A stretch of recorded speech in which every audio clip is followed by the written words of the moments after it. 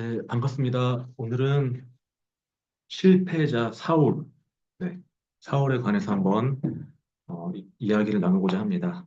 오늘 말씀은 사무엘상 10장 22절에서 23절까지 말씀입니다. 여호와께 묻되 그 사람이 여기 왔나이까? 여호와께서 대답하시되 그가 행고 사이에 숨었느니라. 그들이 달려가서 거기서 데려오매 그가 백성 중에 선이 다른 사람보다 어깨 위나 더 크더라. 아멘.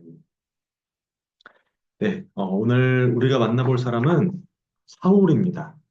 사울이 누구인가요? 네, 그렇습니다. 사울은 이스라엘이 뽑은 첫 번째 왕입니다. 뭐든지 처음이 참 중요하죠. 네, 흐름이라는 것, 그리고 이 기운이라는 것이 있는데, 이 어떤 모임에서 처음 시작될 때 잘 되면 보통 그 후에도 무난하게 잘 흘러갑니다. 어떤 대표를 뽑을 때도 마찬가지입니다. 처음 선출된 대표가 능력이 있고 또 탁월한 인품으로 그 모임을 잘 이끌어 나가면 이 후임자 역시 그 전임자의 그 길을 따라서 비슷한 사람이 뽑히게 되는 것을 종종 보게 됩니다. 그런데 이 사울이라는 사람은 이스라엘의 첫 번째 왕입니다. 이스라엘이라는 하나님의 그 나라를 이끌어갈 첫 번째 왕.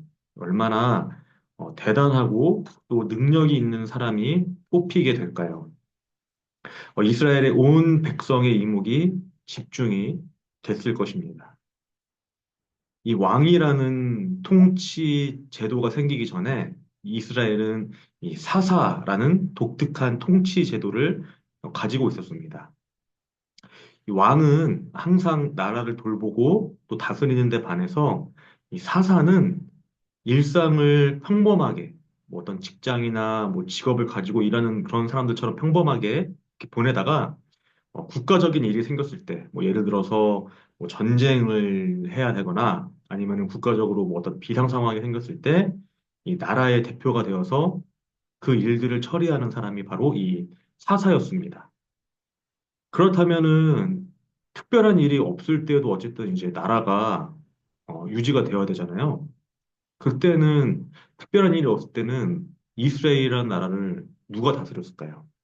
네, 맞습니다. 바로 하나님입니다. 하나님이 이스라엘의 왕이 되셔서 이스라엘을 돌보셨습니다. 그런데 이제 이스라엘 백성들이 이제 말을 하는 것이죠. 주변 나라들의 왕이라는 제도가 생기는 것을 보고 우리도 이제 왕이 필요하다고. 다른 나라들도 다 왕이 있는데 왜 우리는 왕이 없냐라고 묻고 또 따지기 시작했습니다. 물론 이 사무엘의 아들들의 부패가 이 표면적으로 왕 제도를 어, 이렇게 주장하고 또 건의하는 원인이 되긴 했지만 이 하나님이 다스리는 것이 가장 안정적이고 또 평화로운 통치 체제라는 것을 이스라엘 백성들을 알지 못했습니다. 이스라엘에는 그렇다면 이제 왕이 될 만한 사람이 없었을까요? 물론 있었겠죠. 우리나라도 이제 선거 때가 되면은 여기저기에서 많은 인물들이 나옵니다. 그중에는 뭐 평범한 사람도 있고요. 또 이런 사람이 있었나 싶을 정도로 뛰어난 능력을 갖춘 사람도 있습니다. 이스라엘도 마찬가지였을 것입니다. 분명히 여러 사람들 중에서 아, 저 사람이면 우리 이스라엘의 왕이 되어도 좋겠다. 저 사람이 우리 이스라엘의 왕이 되어야만 해. 이렇게 여겨지는 사람이 분명히 있었을 것입니다. 이스라엘은 이 흥분의 휩싸입니다. 이스라엘은 이제 12지파로 돼 있잖아요. 그 각각의 지파에서 기대를 합니다. 우리 지파에서 왕이 나와야 한다. 왜냐하면 이 왕이 처음으로 나오는 그 지파의 힘과 또 영향력은 누가 봐도 엄청나게 커질 것이 분명했으니까요. 그런데 어떤 지파에서 왕이 나오나요? 바로 베냐민 지파에서 나옵니다. 베냐민 지파의 베냐민 지파는 이스라엘의 12지파 중에서 가장 힘이 약한 지파였습니다. 다른 지파들과 이제 다툼과 또 전쟁을 벌이면서 많은 힘을 잃어버린 지파였습니다. 거의 뭐, 사라질 위기에 처하게 되었던 그런 지파였습니다. 그리고 이 베냐민 지파 중에서도 가장 미천한 집안에 있던 이 사울이라는 사람이 이스라엘의 첫 번째 왕이 되었습니다. 우리는 이 부분에서 보게 됩니다. 이 약한 자를 들어 쓰셔서 이 강한 자를 부끄럽게 하시는 그 하나님의 모습을 보게 됩니다. 앞서 말씀드린 것처럼 베냐민은 다른 지파와의 전쟁에서 계속해서 지게 되었고 거의 사라질 위기에 처해 있었습니다. 다른 지파들 앞에서 우리도 베냐민 지파라는 지파입니다라고 말하기가 쉽지 않을 정도로 이때 당시에 베냐민 지파는 그 세력이 많이 약했다고 합니다. 그런 약한 베냐민 지파, 그리고 그 중에서도 가장 미천한 가정에서 왕을 들어 쓰신, 그래서 이 약한 자를 들어서 강한 자를 부끄럽게 하시는 그 하나님의 모습을 보게 됩니다. 그렇다면 이 사울은 어떤 사람이었을까요? 이 사울은 이 외적으로 보기에 그 사람됨, 그 인물됨으로 봤을 때는 한 나라의 왕이 되기에 충분했습니다. 비록 출신은 미약했지만 뭐 지파도 힘 있는 지파도 아니었고 뭐 집안도 그렇게 유력한 집안은 아니었지만 이 사울 개인은 상당히 매력적인 사람이었습니다. 사무엘상 9장에서는 그에 대해서 다른 사람보다 매우 준수하고 또 키도 어깨 위는 더 큰 사람이었다라고 합니다. 그리고 이 보여지는 이 외모뿐만 아니라 그의 마음씨 또한 참 어, 좋았습니다. 착한 마음씨를 가지고 있었습니다. 이 사무엘과 첫 만남을 보면 알 수 있습니다. 잃어버리는 암나귀를 찾으라는 그 아버지의 말에 이 사울은 이스라엘 온 땅을 두루 다니면서 이 암나귀를 찾아다녔고 그 여정 가운데에서 처음으로 사무엘을 만나게 된 것입니다. 이렇듯 잘생긴 외모와 큰 키, 그리고 착한 심정의 사울이었지만 그의 문제는 무엇일까요? 그가 왜 이 이스라엘의 왕이 되었다가 그 왕좌를 왜 잃게 되었을까요? 그의 문제는 무엇일까요? 이스라엘이 다른 나라에 의해서 망한 것도 아니었습니다. 이는 지극히 이 사울의 개인적인 문제 때문이었는데요. 그가 왕이 된 후에 보여주는 행동을 통해서 우리는 사울에 대해서 분석할 수 있습니다. 사무엘상 15장을 보면 이 사무엘이 아말렉과 전쟁에서 승리한 다음에 이 사울을 만나러 갑니다. 하지만 이 사무엘이 사울을 만나지 못합니다. 왜냐하면 이 사울이 아직 돌아오지 않았기 때문이죠. 왜 안 돌아왔냐면 이 사울이 전쟁에서 이 아말렉을 이긴 것에 대해서 기념하기 위해서 기념비를 직접 만들고 있었기 때문입니다. 그러니까 스스로의 그 업적을 자기가 이제 기념을 하는 것이죠. 전쟁의 승리는 누구에게 있습니까? 전쟁의 승리. 네. 전쟁의 승리는 하나님에게 있습니다. 그렇지만 그는 전쟁에서의 승리를 이 자신의 공으로 삼기를 원했습니다.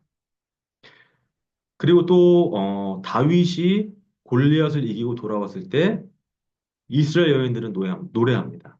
사울이 죽인 자는 천천히요, 다윗이 죽인 자는 만만히로다. 이렇게 노래를 부릅니다. 이 왕이라는 위치에서는 백성들의 이러한 작은 반응들 하나하나에 대응하지 않아도 되지만 이 사울은 이 노래, 사울이 죽인 자는 천천히요, 다윗이 죽인 자는 만만히로다라는 이 노래에 대해서 좀 과도하게 반응을 합니다.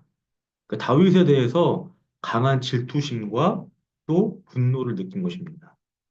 노래 가사에서 강한 수치심을 느꼈습니다. 아말렉과 전쟁 후에 이 전리품을 가져올 때도 그랬습니다. 이 사무엘은 전리품을 챙기지 말라는 하나님의 명령을 위반한 이 사울을 질책합니다. 책망합니다. 그러자 사울은 이렇게 말합니다. 사무엘상 15장 30절 제가 읽겠습니다. 내가 범죄하였을지라도 내 백성의 장로들의 앞에 이스라엘 앞에서 나를 높이사 그러니까 이 말은 내가 죄를 지었지만 내가 하나님의 그 말씀을 어겼지만 그래도 장로들과 이스라엘 앞에서 내 체면 좀 세워달라라고 말하는 것입니다. 또 이렇게 말합니다.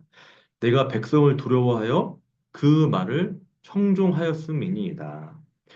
그러니까 이제 하나님의 말씀이 두려워서 그 말씀 앞에 자신을 낮추기보다는 이스라엘 백성들이 두려워서 그들의 말을 들었다라는 것입니다.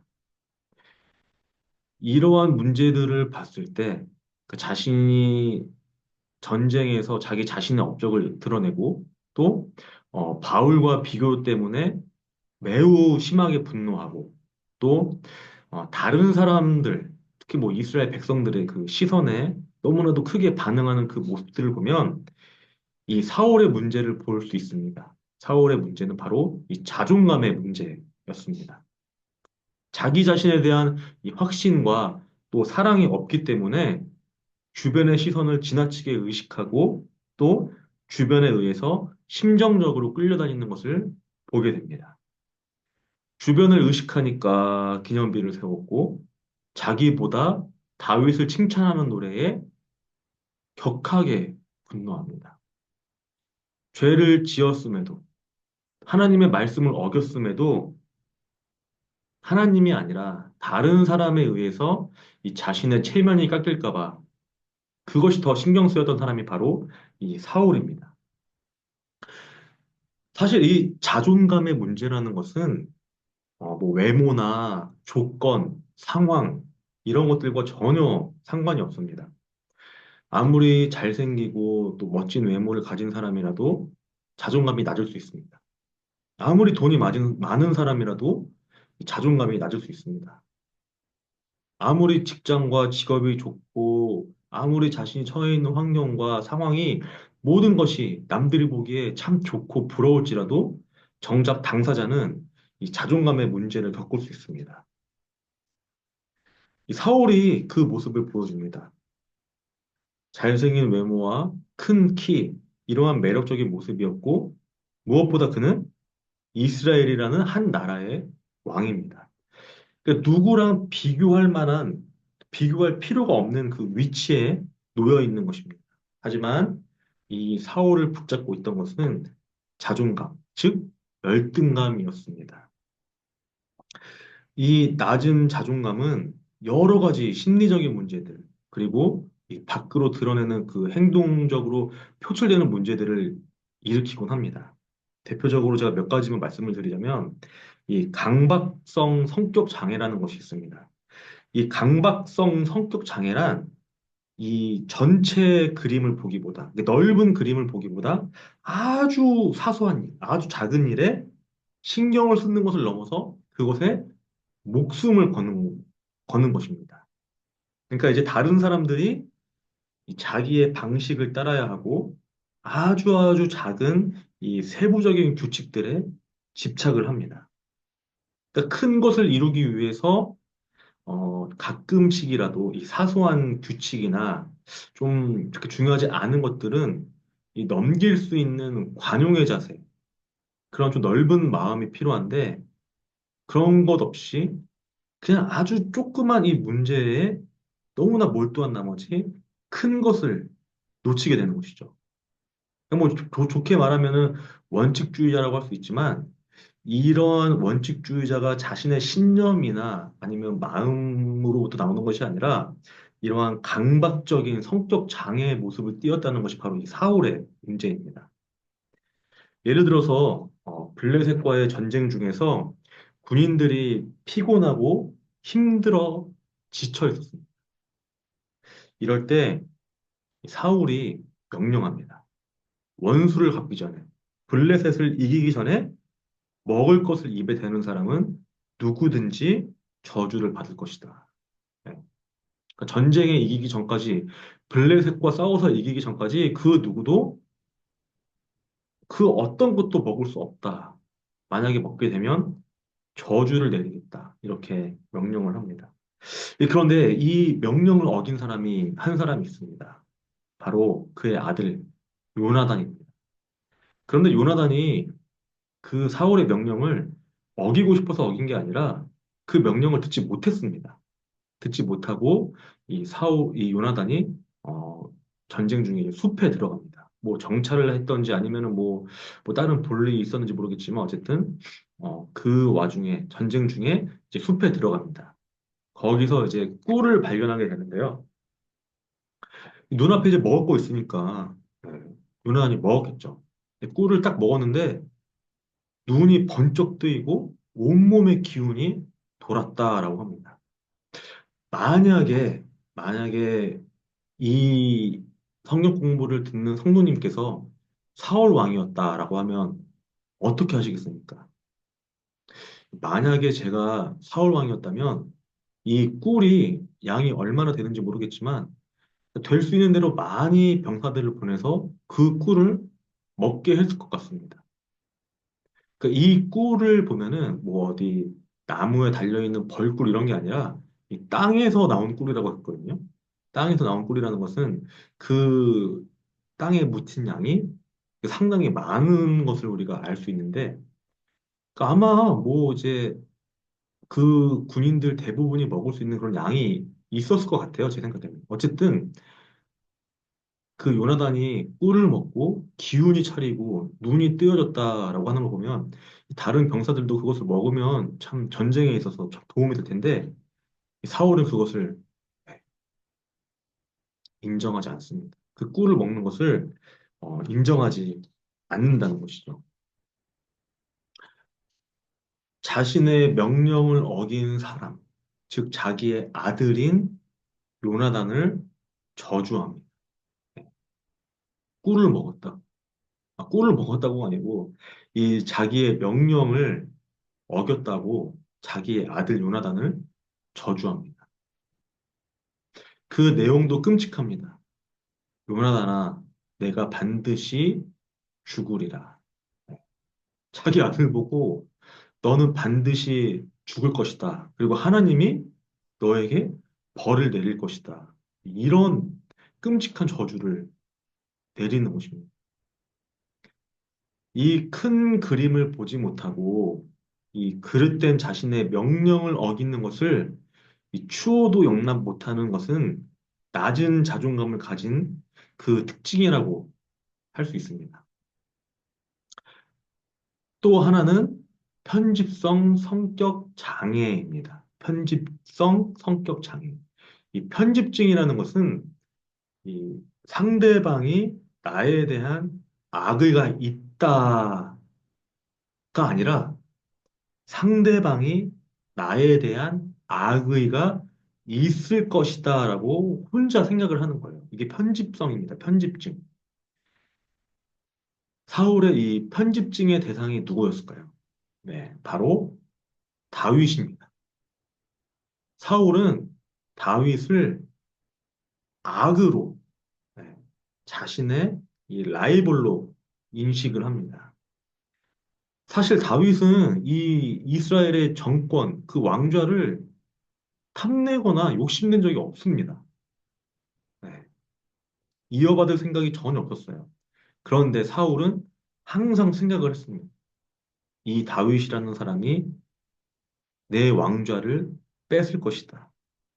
그래서 이 사울은 다윗을 몇 번이나 죽이려고 합니다. 그리고 심지어 자기의 딸을 이용을 해서 이 다윗이 블레셋 사람들의 덫에 빠져 죽게 하려고도 했습니다. 그런데 이 편집성 성격 장애, 피해망상이 정말 무서운 것은 그 대상이 점점 늘어난다는 것에 있습니다. 처음에는 다윗 한 사람만 그렇게 인식을 했다면 그 이후로는 자신의 아들인 요나단도 그리고 자기의 아내인 아히노암에게서도 이러한 편집 증상이 확대가 되었습니다. 아들 요나단을 저주했고 그 다음에 창으로 찔러 죽이려고까지 했습니다. 이런 성격 장애가 왜 나타날까요? 네. 이러한 성격 장애는 심리학적으로 봤을 때그 초기의 대상 관계, 즉, 처음 이 관계를 맺는 이 대상과의 관계가 올바르지 못했을 때 일어납니다. 지속적인 거절과 또 버려짐을 경험했을 때 자존감의 문제가 나타나게 된다는 것이죠. 처음으로 관계를 맺는 타인이 누구일까요? 바로 부모입니다. 이 성경에서는 이 사울의 어린 시절에 대해서 그리고 가정 환경에 대해서 자세하게 기록하지는 않지만은 그의 이런 행동으로 봤을 때 우리가 가정할 수 있는 것은 이 사울과 부모와의 관계가 그렇게 건강하지 않았다라는 것입니다. 아마 자신의 부모에게 많은 유기적인 경험과 또 버려진 그런 경험들을 많이 했을 듯합니다. 이러한 경험과 또 기억으로 인해서 이 사울은 자기 스스로에 대한 자신과 확신이 없었고, 그래서 이 낮은 자존감으로 나타나게 된 것입니다. 사울의 주위에 있던 사람들은 그를 떠납니다. 사무엘이 떠나고 또 충신이자 또 사위였던 다윗도 떠났습니다. 딸인 미가도 떠났습니다. 요나단 역시 그의 아버지 곁에 있기는 했지만 심정적으로는 완전히 사울에게서 멀어지게 되었습니다. 이 사울의 성격 장애와 또 조울증으로 인해서 이 악한 영에 쉽게 노출이 되고 영향을 받게 되는 것을 우리는 보게 됩니다. 우리가 알아야 할 것은 또 우리가 반드시 또 기억해야 할 것은 이런 심리적인 문제들, 또 이런 마음의 병들이 귀신 들린 것이 아니라는 것이에요. 네. 뭐 우울증이나 편집증, 아니면 여러 자존감의 문제들이 귀신 들려서 그런 것이 아닙니다. 사울을 보면 우리가 알 수 있습니다. 이 사울이 귀신이 들려서 이런 이상한 일들을 했을까요? 귀신이 들려서 다윗을 죽이려고 하고, 아들을 죽이려고 하고, 뭐 미가를 이렇게 자신 뜻대로 이용하려고 하고, 그랬을까요? 그게 아니라 그가 이런 성격적으로 여러 가지 문제가 있었기 때문에 이 악한 영의 영향을 너무나도 쉽게 받았다는 것입니다. 그가 귀신의 영향을 받았다면 항상 정신이 이상하고 또 누구도 이해할 수 없는 짓들을 계속해서 했겠죠.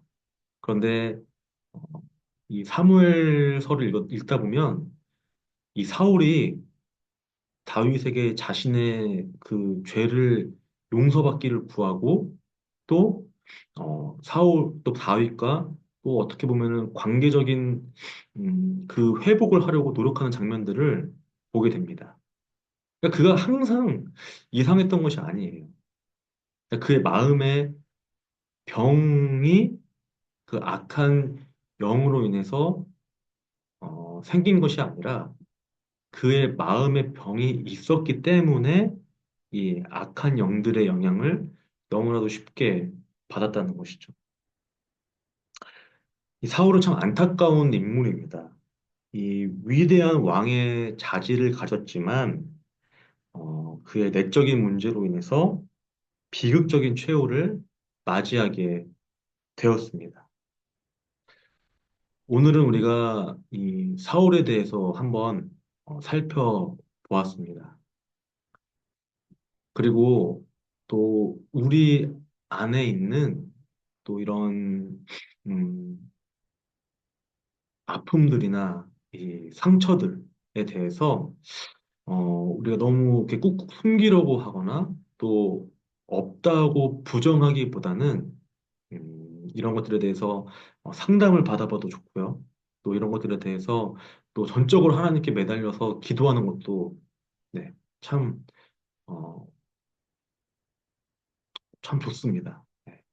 그래서 오늘 이 사울의 이 모습을 통해서 또 이 우리 안에 사람들의 마음 안에 있는 이 아픔과 또 고통의 문제들이 어, 얼마나 또 안 좋은 결과를 낳을 수 있는지, 네. 또 이런 것들로 인해서 또 다른 사람들에게 참 좋지 않은 일들을 또 불러올 수 있다는 것을 보게 되었습니다. 오늘 사울의 이야기는 여기까지 나누고요. 다음 시간에 또 성경 인물에 대해서, 그리고 성경 인물의 심리를 통해서 또, 공부해보는 그런 시간을 갖도록 하겠습니다. 함께 기도하겠습니다. 하나님, 오늘 우리가 사울의 모습을 보게 되었습니다. 정말 사울은 남들이 보기에도 너무나 좋은 조건들과 또 왕이 될 수 있는 자질을 갖췄지만 그의 마음에 있는 병 때문에 또 그의 마음에 있는 이 아픈 경험과 또 상처들로 인해서 좋지 않은 결과를 불러오게 되는 것을 오늘 보았습니다. 우리가 이 사울뿐만 아니라 이 성경 인물들의 그 심리와 또 그들의 생각을 깊이 묵상하고 또 바라볼 때에 또 우리를 반추할 수 있는 시간이 될 수 있도록 하여 주시고 또 다른 영혼에 대해서 또 더 깊이 애통하는 마음도 또 가질 수 있도록 함께 하여 주시옵소서. 우리가 우리 안에 있는 이 마음의 상처들과 아픔들을 부정하기보다 또 이러한 것들을 숨기기보다 오히려 하나님 앞에 나와서 또 드러낼 수 있도록 하여 주시고 또 이런 문제들을 해결받게 해달라고 기도할 수 있게 해주시고 또 상담이나 또 여러 가지 세상의 그런 도움들에 대해서도 음, 거절하고 또 무시하기보다 또 그런 것들에 관심을 가지고 또 도움을 받을 수 있는 것이 또 없을지 또 바라볼 수 있도록 하여 주시옵소서. 무엇보다 주님께서 우리에게 찾아오셔서 우리의 마음을 만져주시고 또 우리의 힘든 것들을 위로하여 주시고 또 우리에게 다시 일어날 수 있는 힘과 용기 그리고 따뜻한 그 격려를 우리에게 허락하여 주시기를 원합니다. 감사드리며 예수님의 이름으로 기도합니다. 아멘. 다음 시간에 다시 뵙겠습니다. 감사합니다.